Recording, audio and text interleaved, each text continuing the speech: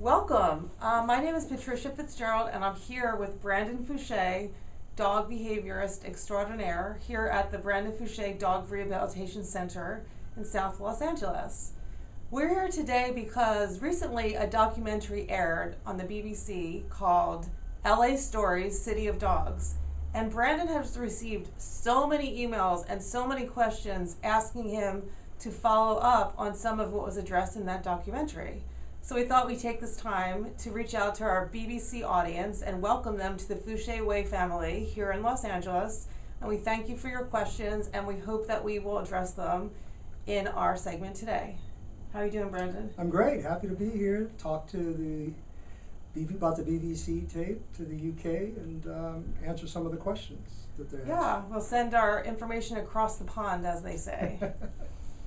So, Brandon, when you were introduced in that documentary, Louis Theroux, the host, said how you were utterly opposed to training. I believe I'm quoting him directly. Mm-hmm. And a lot of the questions that came in were wondering what exactly that meant and what's your opinion on. He kind of referenced that traditional obedience training wasn't exactly your thing. Right. You know, I've been working with dogs for such a long time. And when you're working with dogs or anything that you do in life for a long period of time, you look for things that are different, things that are going to get you the greatest amount of success. And I found that training was really forcing a dog to do something that they already know how to do, but they would be doing that thing for a different hormonal reason. In other words, it's a different hormone that says lie down and to sit or to stay. And it has nothing to do with the reason that we tell them to do it. And so I found that training was actually negative reinforcement because it was restricting a dog from doing something that it would naturally do, which is to investigate. And so it became something that was negative. And so I said, well, what do we need that for? I mean, I never met a dog that didn't know how to sit or lie down or follow me or stay away from something it was afraid of. I mean, they come here knowing how to do that. I remember once I had a woman that came in my waiting room and she was going to adopt a dog, and she said, I have a treat, can I give it to him? And I said, sure. So she held it over his head and she said, sit. And he sat and she says, oh, he's so smart, he knows how to sit. And I said, well, he's been sitting all day in the back. It just didn't make sense to me. And every person that came into my waiting room never had a problem with training. They could teach their dog how to do those things. They have behavioral problems. And behavioral problems have nothing to do with training. Training usually gives the person a false sense of security. That makes sense. So what you're saying is, would you say that dogs who come in here, since you're an aggression specialist, and they probably are very good with maybe agility or sitting or catching a ball, yet they still would have aggression problems, and that wouldn't even be improved by any of that training? Yeah, well, what I'm really saying, if you were to really take a look down that rabbit hole, at the light at the end of the tunnel would be that the things that we do with our dogs that revolve around training actually have to do with bringing out that predatory side in our dogs. Even agility, because what are we teaching our dogs? How to escape. Once a dog goes over an A-frame that's 6 feet high, we raise it to 8. And then we raise it to 12. But then we have 6-foot fences. So now the dog has learned how to climb out your fence. So when we have the 4th of July and the fireworks are going, that dog jumps the fence. Most dogs are lost during that period of the year. And it's because they are afraid. And so agility helps with that ability to escape.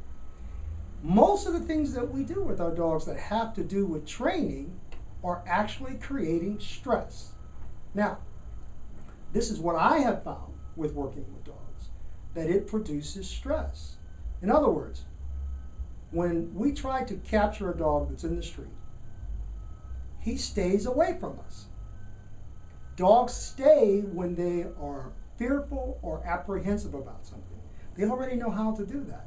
So when we teach them how to stay in the concept of training, we do it in a positive way. When nature says stay when you're afraid. So it's a contradiction in the dog's mind. Interesting. As an aside, a few weeks ago I was reading in the New York Times a huge article about the multi-billion-dollar dog industry, and it was specifically the second sentence I think said something like, "We are loving our dogs so much and we're creating so many problems," and I thought of you. And they referenced the millions of dollars of toys and all these training tools, and inferring that we purchase so many things for our dogs, yet there's so many behavioral problems that still exist. So do you think a lot of the things we purchase, training tools, etc., are part of the problem? Yeah, I think that training leads into these things, you know. It is a billion-dollar industry, and it actually first started with working dogs, where they would use these props to throw it into the water, the dog would jump in and retrieve it. These were working dogs, okay? And it went from there into toys. But what's interesting is that today, we don't have working dogs. We have pets. And so the things that we were doing before to train a dog, to bring out that side of him that ultimately gets him in trouble, because all predatory behavior ends up getting a dog in trouble, right?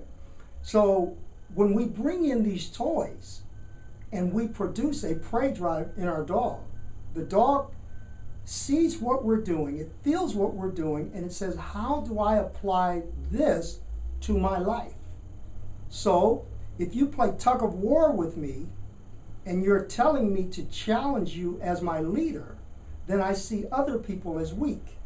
And when they make me feel insecure or afraid, you have taught me to be assertive towards you so I can be assertive towards that person. And most dogs that will play tug of war will end up biting someone because the message is to challenge. With their mouth. With their mouth. Mm-hmm. And then if it is a male that's playing, then those dogs generally become aggressive to other males. If it's a female that plays tug of war, then the lesson is to be that way towards females. And so these games actually produce the very behaviors that we don't want. And what's interesting is that we produce that game. We create the game. So when the dog acts up and it becomes a negativity, why then do we blame the dog when we produced it? So when you see a cute dog getting the stuffing out of those toys and people think that's so cute, you're Mm-hmm. saying that there's something more going on there. They're being more attacking a prey in their own mind. Right. We give dogs things, and our intent is for them to put it in their mouth, right? Mm-hmm. And we're teaching them to solve problems with their mouth. And their mouth is basically for eating, okay? And we say, here, tear this up. That's our intent. And the dog begins to do it and bite it, and it squeaks, and that squeak represents a prey drive, a wounded animal. And the dog learns a behavior. Now, the person moves in next door that has a little Pomeranian that looks like the toys that it's been playing with. The first thing they want to do is make it squeak. Makes sense. And so now you've got this learned behavior. So I'm saying there is a part in the dog, which I call the hero within that dog, that we never get a chance to see because we produce prey drive in our dog and love and affection. The more love and affection that we do, we express that to our dogs by buying them things that make them become more of a predator. So you never get a chance to see that side of the dog that you say, wow, this is fabulous, right? And we generally stumble on it. Like, for an example, you may be having a seizure and your dog alerts to that seizure. And then you learn that, wow, he knew I was having a seizure. And so now the relationship begins to change to become something more positive, right? There is a hero within dogs. Mm-hmm. It's like if we want a dog to find bed bugs or mold, right? they're able to do that. In fact, they already know it exists. They just didn't know we wanted them to find it. These are the kinds of things that we should be looking for in our dog to make them a better pet. We don't have working dogs today. Dogs cannot do what they were created to do. They cannot kill a rabbit that may belong to a pet, or a bird that may belong to your neighbor next door. They are the only animal on earth that can no longer now do what they were created to do in regards to predatory instincts. Maybe now we're finding new jobs for them. They just haven't been assigned them yet, because now science is having research showing how they detect cancer and, like you said, seizures. And I was reading recently a little girl in a hospital, and they let the dog in the operating room because the dog could see when the little girl was going to have an allergic reaction to the anesthesia, which was never done before in hospitals. So hopefully they'll start getting newer jobs now that we don't need them to hunt anymore, but we don't need them sitting around the house just chewing up the toys and creating that predatory instinct. Exactly. You know, nature tells a dog to interpret love differently. You know, in nature says follow this leader because he makes you feel secure. He can help you against predators. He can lead you to food and water. He can control the pack emotionally. That's what nature says. Nature doesn't say, you know, take me to Disneyland, and, you know, buy me all these toys to play with and confuse my mind. So love and affection to a dog is just being with the person. Right. That's it. It's just like a relationship. The best relationships with two people can just be together with their sweatsuits on watching television. Right. So we don't need drama in our own human lives, and the dogs don't need so much drama either. They just need peaceful coexistence. Absolutely. Nice. I'll buy that. So we have so many questions coming in from the UK that I want to try to address the audience as best we can. In that documentary, a lot of the readers wrote in, or the viewers wrote in, because they were very upset that the little dog was put down in that segment where the couple had a fear-aggressive dog, and they had a trainer come, they did some work with it, but then when we cut to the next scene later, we saw that that dog attacked its owner, the woman, and was put down. So we got a lot of questions coming in asking if you thought there was a chance that that dog could have been rehabilitated, or was it better that it was put down? Yeah, I think that was a very good beginning on that segment. I mean, the trainer was able to actually show that the dog could be helped. I mean, in a very reasonable amount of time, we saw that the dog could be calm. You know, when you're dealing with fear, there are many levels to fear aggression. You just can't say fear aggression. And you have to be able to see the different levels in fear aggression. And by understanding that there are different levels, and in each level requires that you perform a different way, you've got to be able to see that. And so what I was able to see is that, yes, the dog could be helped, but I don't think that the people themselves had a clear understanding of how to approach this thing. And I think that they really wanted that dog, more so than the dogs that they had here. And the problem was that they tried to love the dog out of that state of mind. You know, I had a client once that came in with a dog that was aggressive to people. And I asked them, I said, do you love this dog? And they said, yes. I said, have you tried to do everything that you know how, reading books and treats and all of that to save this dog? They said, yes. I said, okay, come back after I evaluate the dog. So I came back, they came back and I asked them, I said, do you think anyone could love this dog more than you? And they said, no. And I showed them video of the dog with me, sitting in my lap, letting me pet her. And then I asked her, what's love got to do with it? This is about understanding, not about love. Love got them in that situation. It's understanding that's going to get you out. And people found it very difficult to understand that love and affection can create aggression in our dogs. It happens all the time. Would you say that it's some people are creating, maybe without realizing it, more of a codependent, unhealthy relationship by wanting the dog to quote unquote love them so much and be attached to them emotionally. They're creating more of an unstable emotional dog like humans do with some codependent. Oh, absolutely. relationships. I mean, the dog misinterprets what we're saying with the type of love that we do. And since we have the superior minds, we have to understand how a dog perceives love first and then extract what we need from the dog. You know, the things that we do to our dog to show love and affection is not something that another pack animal can do to them. So it means something different to them. Now, there is a way to show your dog that you love them and to get back the love that we want with humanizing, I mean, because I think that we do have to humanize our dogs. We are human. But the humanizing has to be deeper than what we're doing in order to achieve what we want. Right. Okay. That makes sense. Okay. A lot of questions came in regarding the fear aggression issue since you stated that there wasn't a dog that you've seen that couldn't be helped. When that dog came into the shelter that was surrendered by its owners, and then it was put in that cage and it seemed somewhat aggressive or was described that, some of your viewers were wondering, wouldn't that be a normal reaction when strangers are putting a dog in a cage and taking it away from its owner, or would that be, you know, something that's more serious, or was it kind of hard to tell because it was all done so quickly? Well, yes and no. Some dogs will walk right in, you know, and some dogs, genetically, let's say on a scale of 1 to 10, genetic scale of 1 to 10, your dog is a 3 or a 4, meaning that it has a predisposition to be hyper, right, or excitable, or aggressive, or whatever we may say on that level.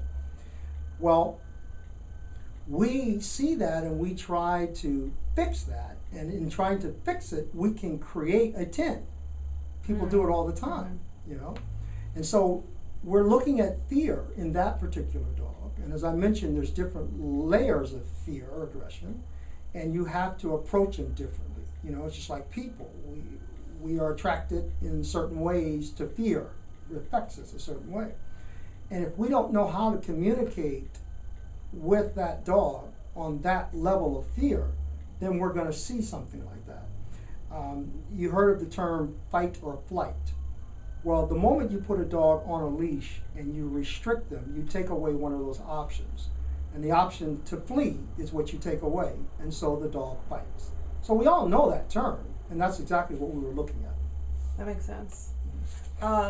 It was referred to, this is a question we got about 15 emails on.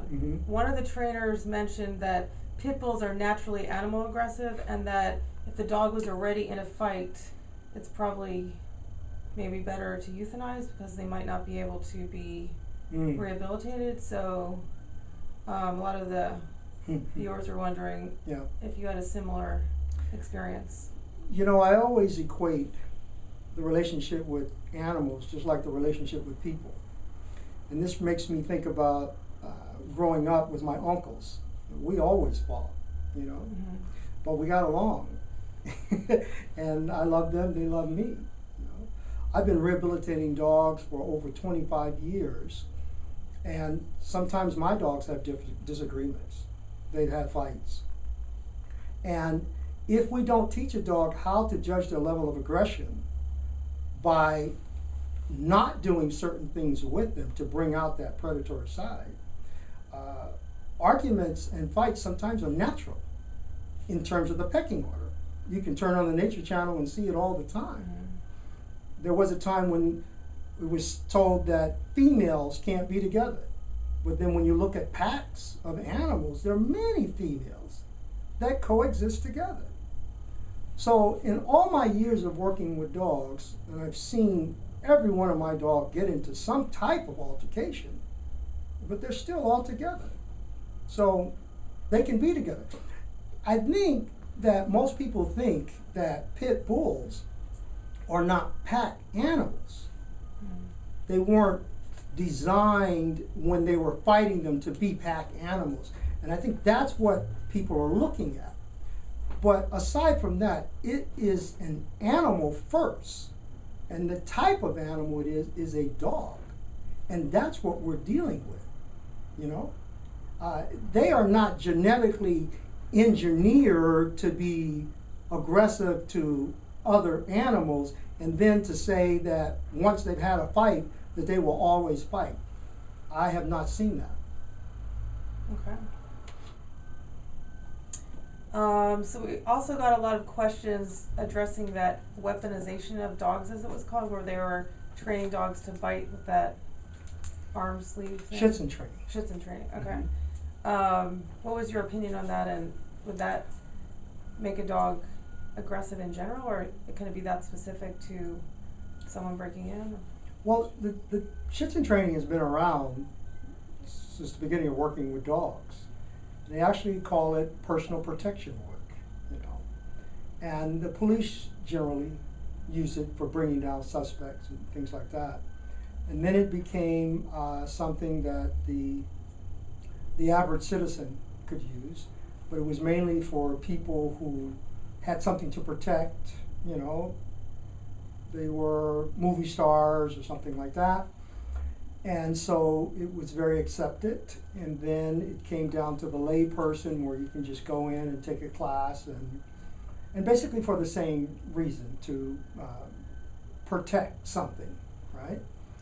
And what happened when rescue became very popular, and a lot of kids would take these classes for Schützen training with their dogs, to be tough, you know, it began to become about being tough, you know. And what I'm thinking of an account where a case I had where a parent told their kid that, look, you're not taking care of this this dog, and he began to become interested in girls at the time, a lot less interested in the dog, and she told him, you got to get rid of this dog. He's tearing up my yard. And so he couldn't destroy the dog, so he took him to the shelter. All right? And then a rescue person adopted this dog, not knowing any of the dog's history. Okay? And they were out at the park one day, and we had a little kid that was running with a bomber jacket on. And you know how your mother will clip the gloves to the kid's jacket, and it was dangling while the kid was running, and it becomes a scenario. Okay, and so the dog broke loose from the rescuer and went after the kid. Glove, not the kid. Now, the dog is not supposed to do that unless he's told to do that. But the person that adopted the dog, or the rescuer that had it, didn't know about the scenario, didn't know about that. And so the dog is actually not keeping up on his training, right? And a dog is taught to do that, to love doing that.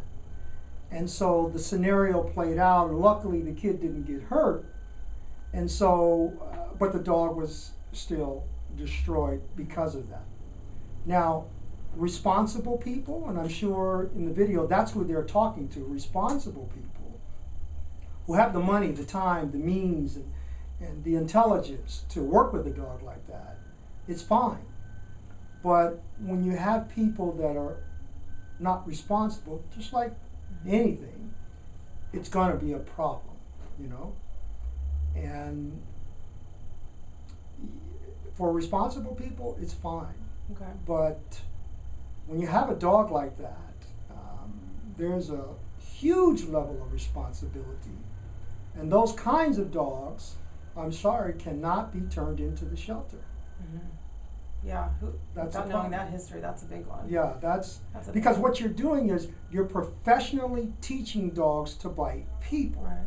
right? And the biggest problem that we have now today are dogs biting people for others. Very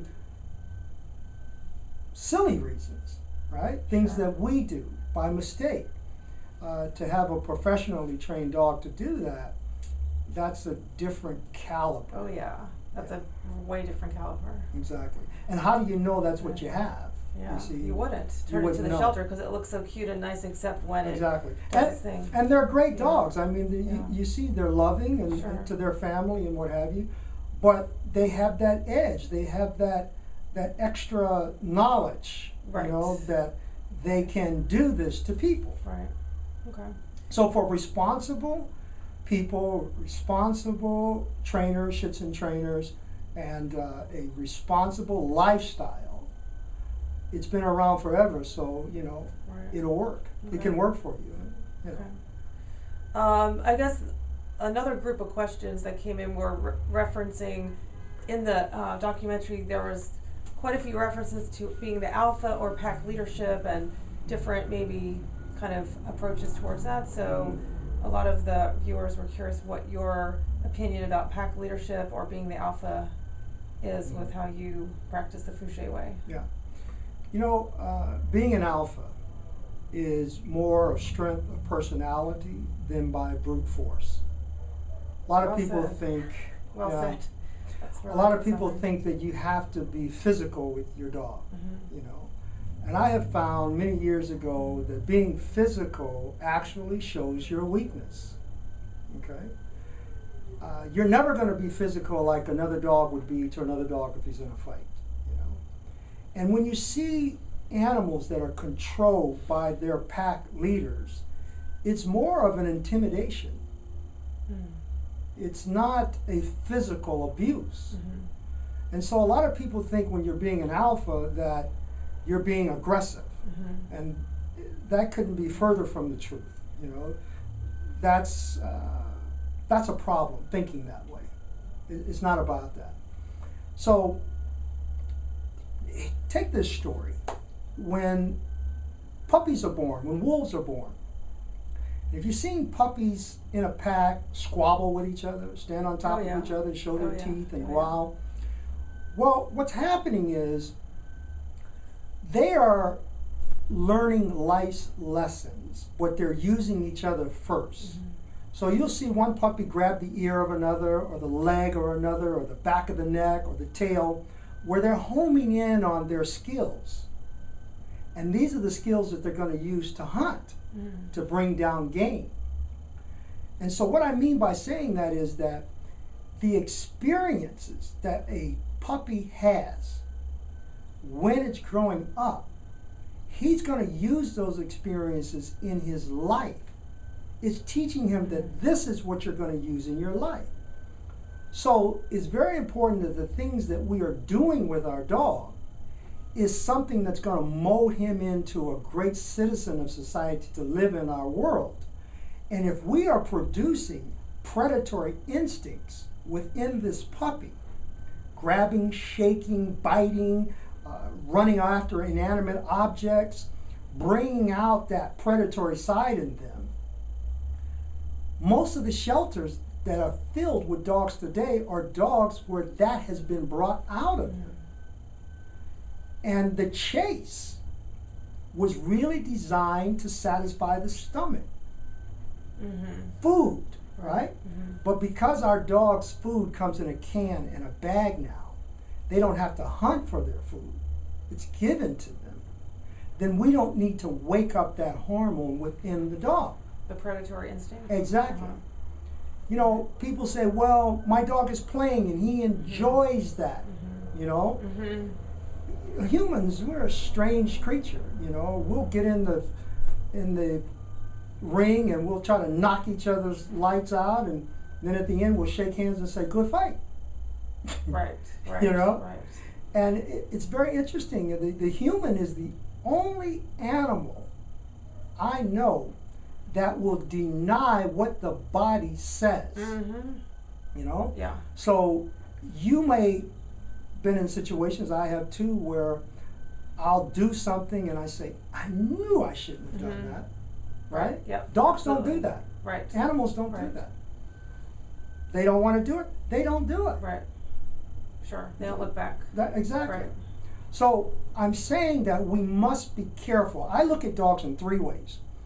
It's the love and affection, and on this end is the predatory, and on the middle is the essence of the dog, the beauty of the dog, the things that we sometimes glimpse in and we see.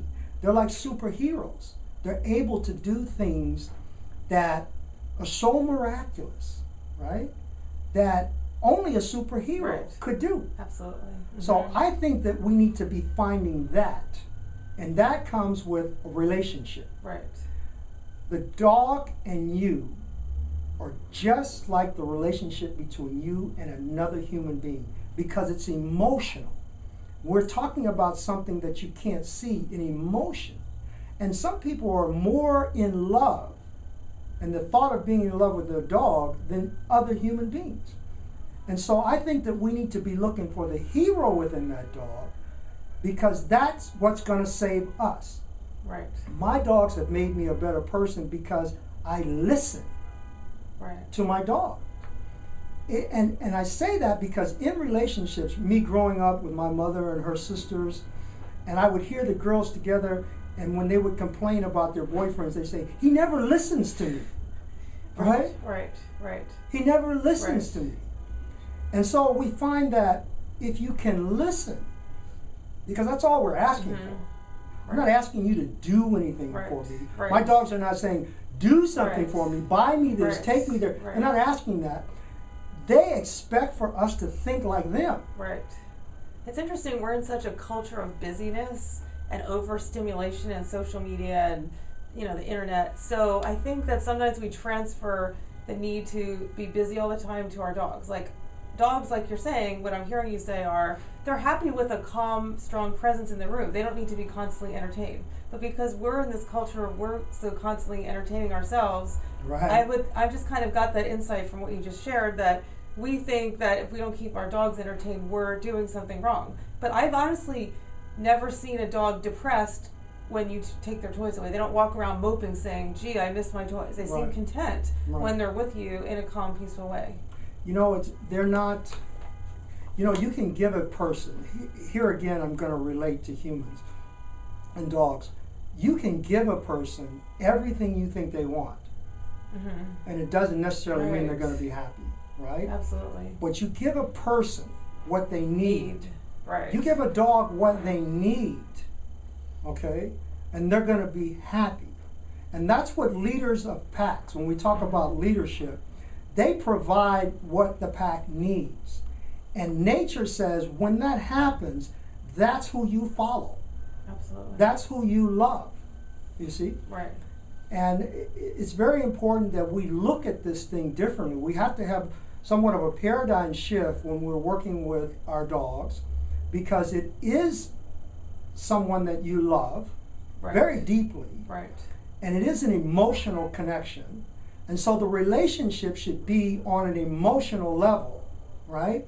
And training takes that away. Because training says, I want you to do this without understanding why you don't want to do it. Right.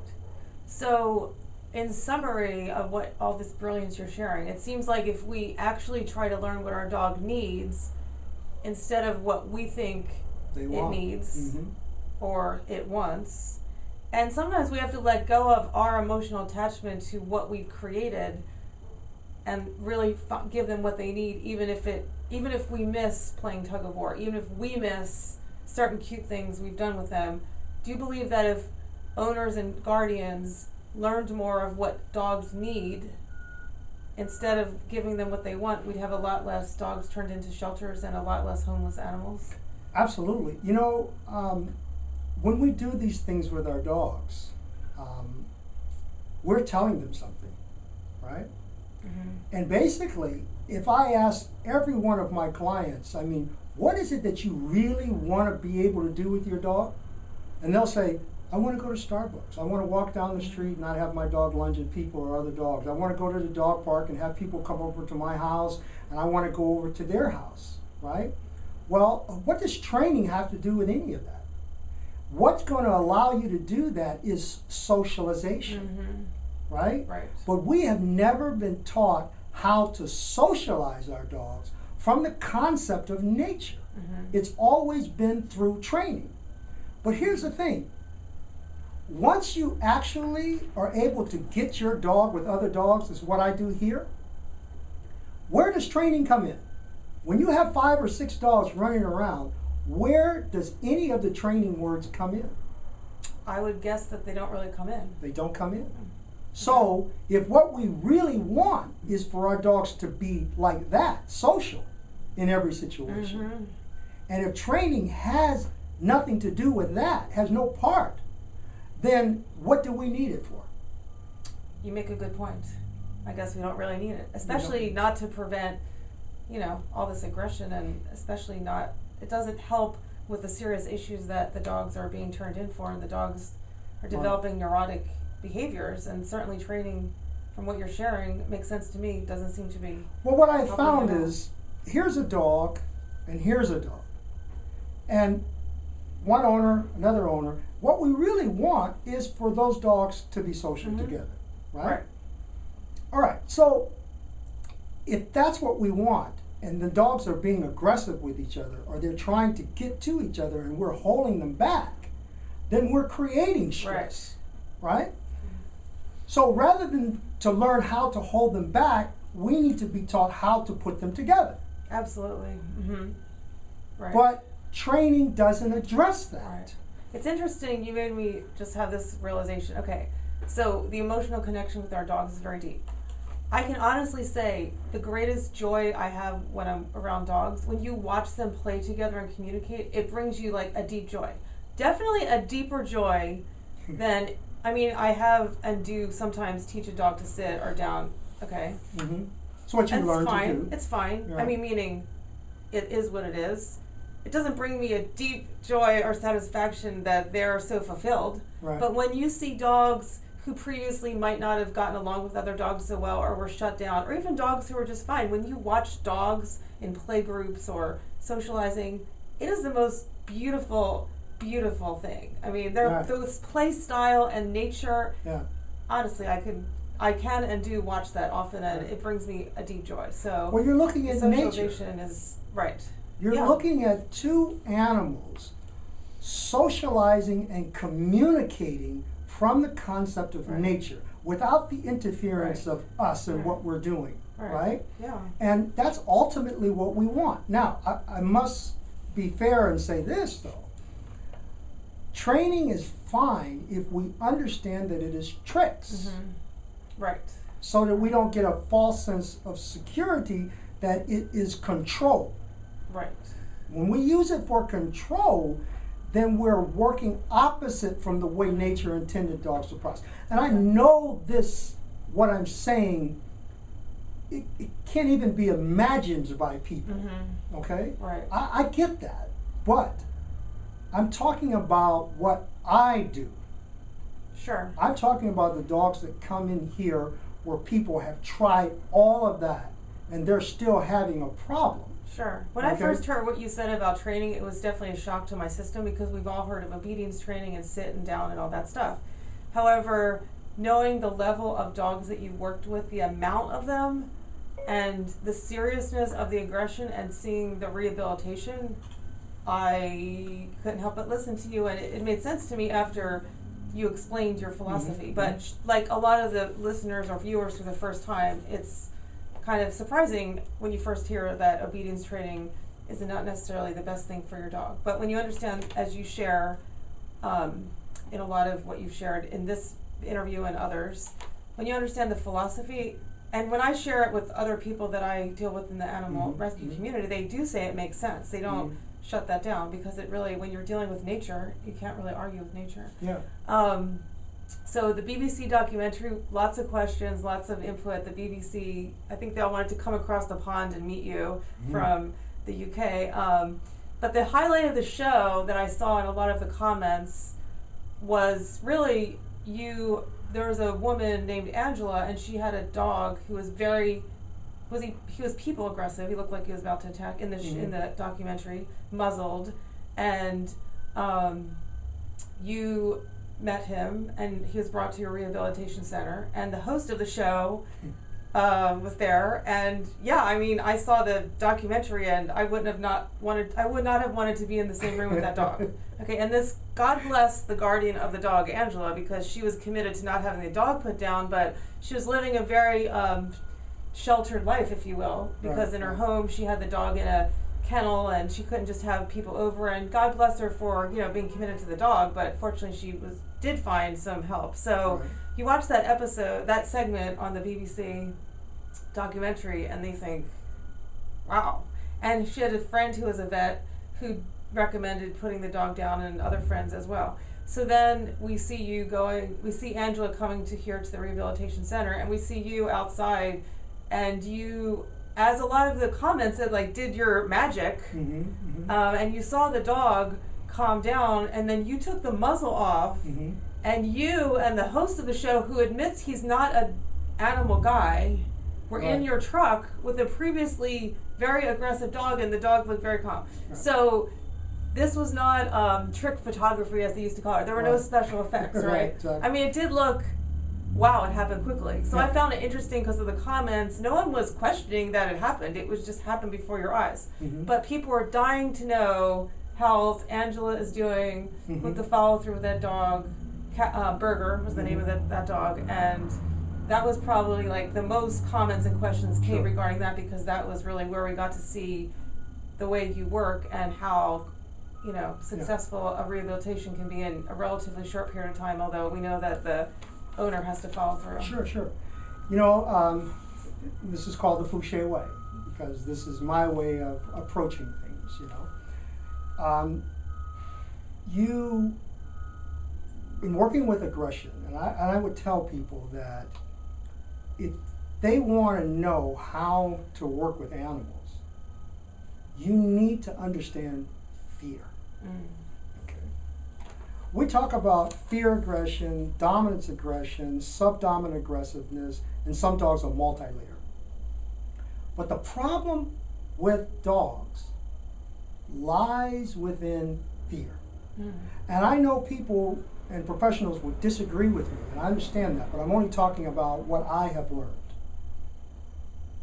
Every dog that I have worked with that had some type of aggressive issue was because they were unfamiliar, or that somehow they got involved with something and they left with fear. Okay? And so when they come back, they're approaching through fear. It's like when the doctor says, well, I don't want you to put your dog with other dogs until it's had all of its shots. And then the dog misses that opportunity of socialization Mm-hmm. during the fear imprint period and the socialization period of a dog's life. And so they're taken away from that. And then after the shots are given, and then they're brought back in when they left during the fear imprint period, Mm-hmm. then they come back with that fear. And we see Mm-hmm. towards another dog. Mhm. The owner sees that, pulls away, right? Produces more stress, and say, whoa, this dog is aggressive, and they put him away and he becomes a backyard dog, right? It is revolved around fear. And if we relate this to people, we can become negative and aggressive and in life because of things that we don't know about. Oh, yeah. It's fear. Oh yeah, we've all Okay. done that. Exactly. So in this case, me knowing that there's different levels of fear aggression, when I saw Burger in the video, and then when he came to me, I knew what type of fear this was. And I want to tell the BBC people. Okay. We get to know the Right. secrets of Brandon Fouche. Everybody pay You know, attention. there is a natural genetic fear aggression, and what it looks like is when you corner a wild animal, they're trying to get away from you. They become aggressive. Most of our fear aggression that we deal with here is learned. We've actually taught our dogs how to be this way because we didn't know how to explain to them what they were involved with. In Burger's case, he is genetically fearful. This is genetic, okay? And now, you take a dog that is genetically skittish and fearful, and we try to bring him out of that by doing assertive things with him, like roughhousing, right? Tug of war, chase, Had that been done with him? Yes, Oh, okay. I'm sure it has. Okay. Well, you know. Yeah. Mm-hmm. And what happens is that dog now moves forward towards people Mm-hmm. because it's a person that actually did it with him, Mm-hmm. right? And so he learns, he takes that lesson that we call a game and he applies it to life, Mm-hmm. right? Okay. And so now he's genetically fearful, and now he has a learned behavior of being assertive towards people. So now when he sees someone new and the fear jumps up, what have I learned to do with that? I go forward. Right. I lunge. So the nature and the nurture. You had the nature for the fear, and then it was nurtured. Like the field of epigenetics, which Yes. is understanding that we have certain genes, Mhm. but they can be switched on Right. with certain behaviors or certain nutrients, Mhm. etc. So Absolutely. if you know there's a genetic wiring, then you don't want to turn on that Exactly. kind of fear response. Right. So when I saw that he was genetically fearful, right? Right. Then the key to work with genetically fearful dogs is to not physically dominate them, right? Mhm. Or try to sweet talk them, Mhm. because they both will produce the learned behavior, Mhm. right? Because everyone loves their dogs and they kiss and hug, so it's a sign of subordination. So when a dog has straddled the fence like, who are you? And we say, oh baby, you're so sweet. He says, oh, Right. that's who you are. Rah! Right. Right? And so the person backs up, dominance jumps into the dog, fear jumps into you, and that becomes the learned behavior. Okay. You see? So when I saw him do that, he barked, and then when I'm opening the door, he backed away momentarily. Now, I talk about moving forward, moving forward. If at that moment when he barked, as I'm doing a dominant thing by moving in his direction, if I pause Right. for a moment, right, then he realizes that I'm weak. Wow, that's deep. Because you did move forward, and God knows, I don't know anybody but you who have the guts to do that. But obviously, that was the thing to do. Yeah, and then, you know, he That's had your a, experience. right, You're and the he had a professional. muzzle on too. Oh, yeah, you're the professional, and that's the difference. I wouldn't try it. So That was awesome. So as we go forward, and I continue to move forward, in the moment when he's trying to figure out, am I friend or foe, I see him back up a bit. And at that moment, when he backs up, it's just like a person pausing, Right. right? And so I went in to get him. Now, That was that was like a work of art to watch that. you know, when you Actually. understand fear, when you study fear, you see things that others can't, Right. because most people don't want to see it. Right. It was obvious you saw the subtleties Yes. that we inexperienced dog lovers wouldn't. And it was beautiful to watch the dance of how you were able to do what you did with him in a short period of time. I'm glad you said that, because in socialization with dogs, when I watch my dogs socialize with each other, what we call play, you see the dance. Yeah. I love watching that. Right? It's beautiful. Now, what normally what you see is the dance, right? And it's beautiful, but it's just like on is it American Idol where they're dancing? Yeah. Dancing with they the Stars? sing. Oh, Dancing with the Stars. Right. What you don't see is before, when they're teaching them how to do that, what each step means. So when I'm looking at that, that's what I'm looking at. Right. And then you can see the beauty on the outside, you know? Right. So in bringing him out of the car, this is a very important, that's why I'm spending a lot of time on this, because most people have problems with this, right? Now, because this dog shows the people aggression, because this is genetic, because he's been prompted to be like this, he has been very successful with keeping people at bay. Okay? Repeated behavior, repeated responses. Yeah, but it empowers him, right? So the key to working with this particular dog is that I close the gap. Do something to him that has never been done. Right. Now, Why? Why do I do that? Is because I want him to see me as a leader. Mm-hmm. I'm not making him fight for his life. I'm not dominating him and making him afraid. Mm-hmm. Nor am I saying, I'm this sweet guy that wants to love Mm-hmm. you and I'm okay and you should love me. I'm simply existing in that moment with Mm-hmm. him. So that then, now when he's with me, he's looking outward. Right. Right? Mm-hmm.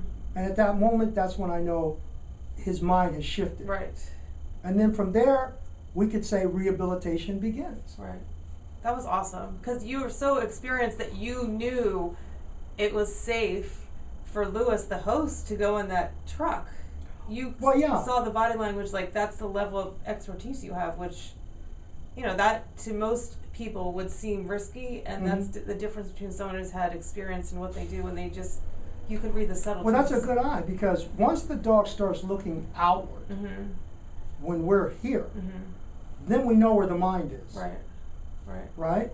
And so, from all the experiences of fear aggression that I've been involved with, you know, you take 50 dogs, and each dog does the same thing the same way for the same reason. Sure. You know that that's a formula. Right. You've gotten to see it exactly multiple times over these past few decades. Exactly. Right. And so when you see that, to the untrained eye, it looks like magic. Right. Right? Right. And I guess in a way it is, but it's really knowledge. Right.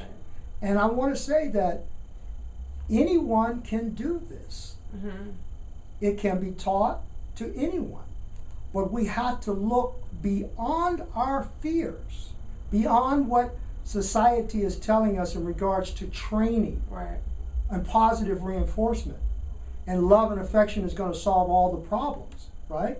We have to do away with all of that, because love saved the dog. Love got him in your home. Right? But the kind of love that we're doing is not talking to the dog. That's going to have to come through knowledge. Right. Well, good. Hopefully you'll be sharing more on your blog, and because we need to learn more to help our dogs and help our community. Yes. Yes. So how's Angela doing these days? Well, you know, since I knew we were going to do the interview, I wanted you to be here when she brought him in. Oh, good. Because I haven't seen him since then. Wow. Right? Okay. And to prove what I'm saying, I want to see great. what happens. So we can see how I'm. Okay, so Exactly. we'll go see if she's outside. Yeah, let's go see. Cool. All right. Hi. Come on. How are you? How's it going? Come on in. Have a seat. How you doing? All right. Hi, Angela. It's Patricia. Nice to see you again. Hi, nice to see you. Just have Wow.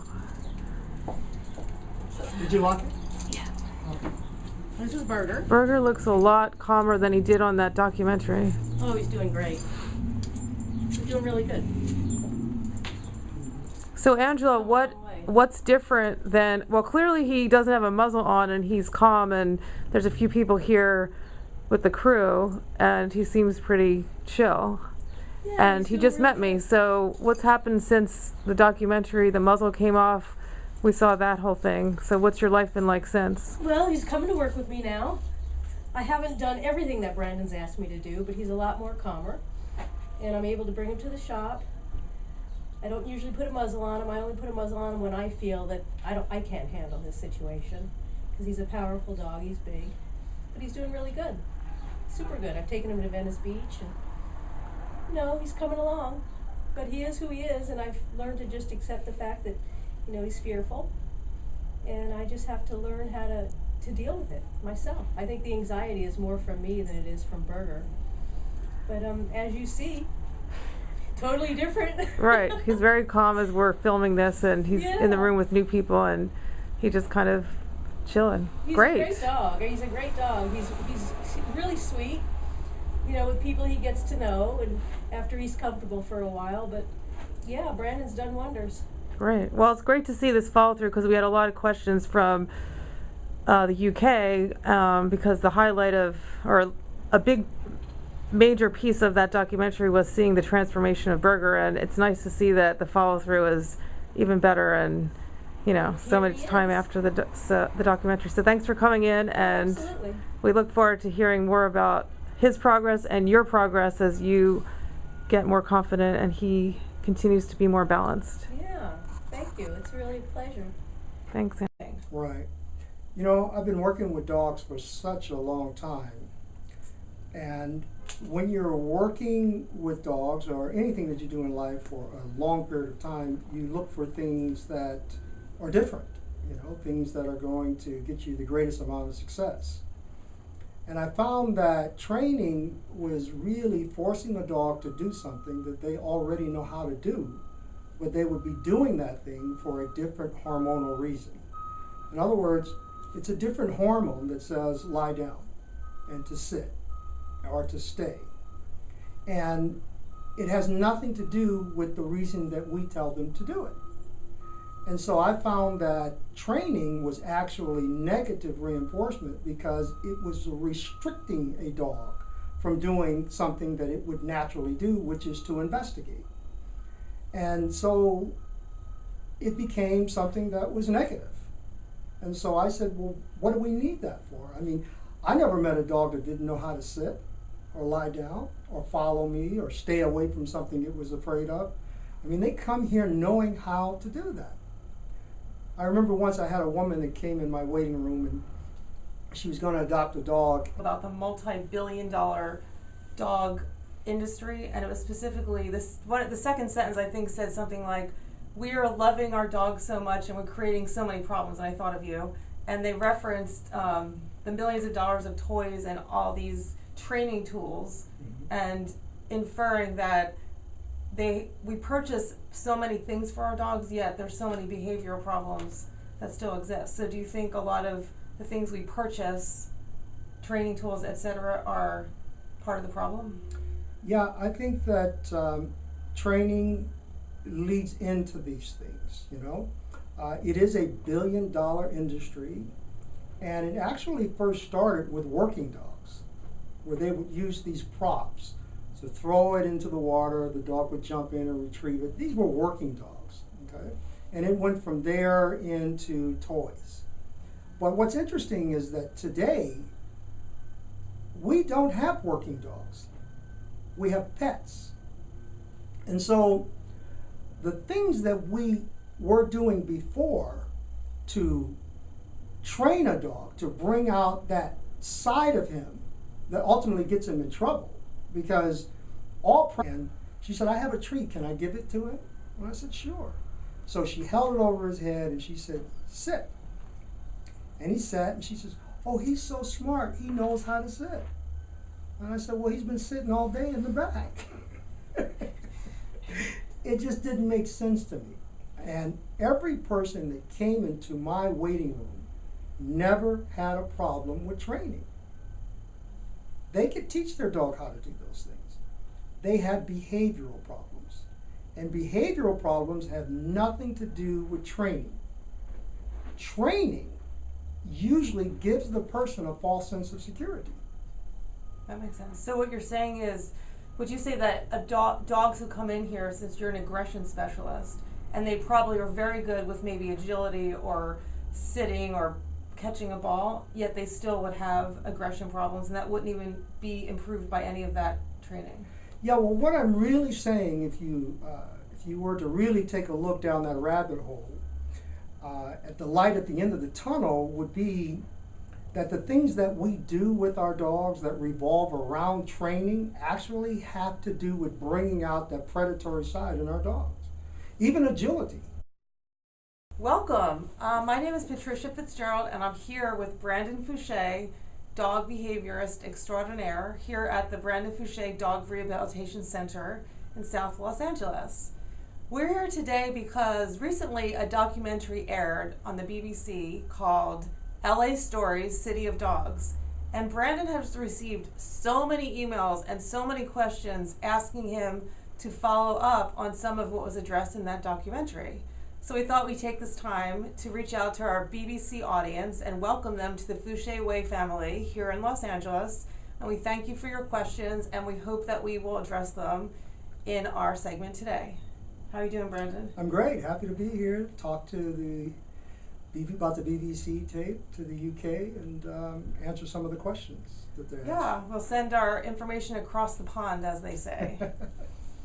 So, Brandon, when you were introduced in that documentary, Louis Theroux, the host, said how you were utterly opposed to training. I believe I'm quoting him directly. Mm-hmm. And a lot of the questions that came in were wondering what exactly that meant and what's your opinion on. He kind of referenced that traditional obedience training wasn't exactly your thing. You know, because what are we teaching our dogs? How to escape. Once a dog goes over an A-frame that's 6 feet high, we raise it to 8. And then we raise it to 12. But then we have 6-foot fences. So now the dog has learned how to climb out your fence. So when we have the 4th of July and the fireworks are going, that dog jumps the fence. Most dogs are lost during that period of the year. And it's because they are afraid. And so agility helps with that ability to escape. Most of the things that we do with our dogs that have to do with training are actually creating stress. Now, this is what I have found with working with dogs, that it produces stress. In other words, when we try to capture a dog that's in the street, he stays away from us. Dogs stay when they are fearful or apprehensive about something. They already know how to do that. So when we teach them how to stay in the concept of training, we do it in a positive way. When nature says, stay when you're afraid.